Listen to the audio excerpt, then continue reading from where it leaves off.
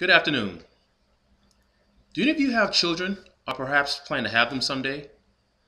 What if you were required to get a license from the government before you could have a child? How would that make you feel? I'm sure you would disagree with that. Hi, I'm Ricky. Today I'm going to explain why you shouldn't need a license to become a parent. I'll be discussing what it means to be a parent, why the government shouldn't control you becoming one, and alternate ways to inform people on how to become better parents. Are you ready? Well, let's begin by describing what it means to be a parent. According to Merriam-Webster, the definition of a parent is a person who brings forth offspring and brings up and cares for another.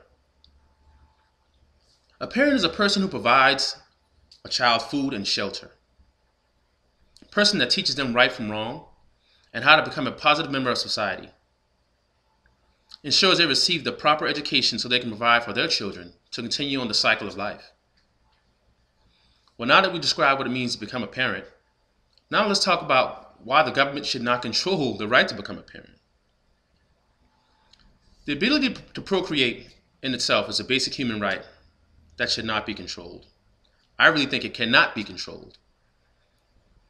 As humans, procreation is a part of our cycle of life, and it should not be mandated through laws or government control. We do have a lot of bad apples out there, people abusing children, but I wouldn't consider that a parent.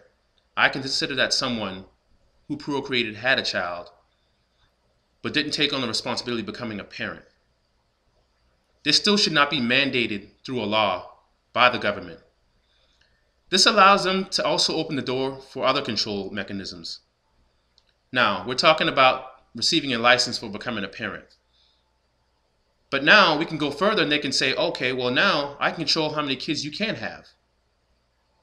They could do that based on economic stability, saying your age. We have a lot of teenagers out there that are having kids, but they're still continuing to go to school and provide for that child. Well, let's say they graduate high school, but they're still under the age that may have been set by the government.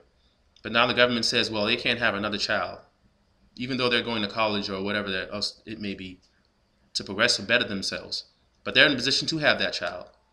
They could also set those limitations. I don't think that's a fair thing to do.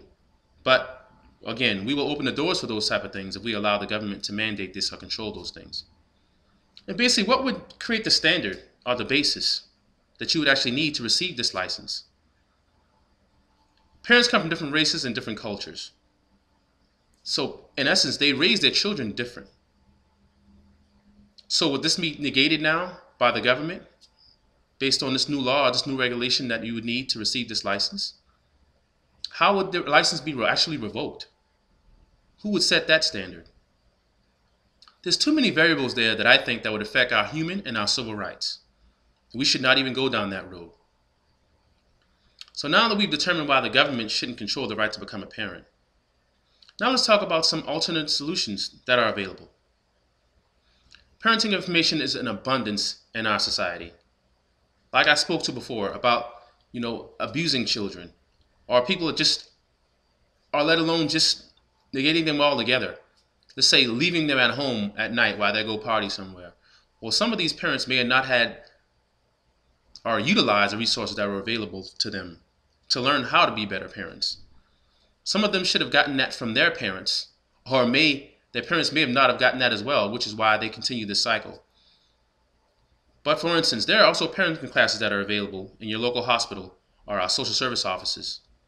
How about joining a parent group in your community to learn from other mothers and fathers, as well as share some of your experiences with them that may be able to help them as well. This can help those children in those communities actually create better parents. How about stay involved and keep an open relationship with your child? This way you learn from them things that may bother them, ways you can help them, whether it be school or interacting with other kids. This alone helps you as well become better parents. Well, now that we've determined why people shouldn't need a license to become parents, let's recap how we came to this conclusion. Today I explained why we shouldn't need a license to become parents, describe what it means to become a parent, why the government shouldn't control this, Finally, some alternate solutions, how we can better inform people of becoming better parents. Being a parent is one of the hardest things that you could ever do.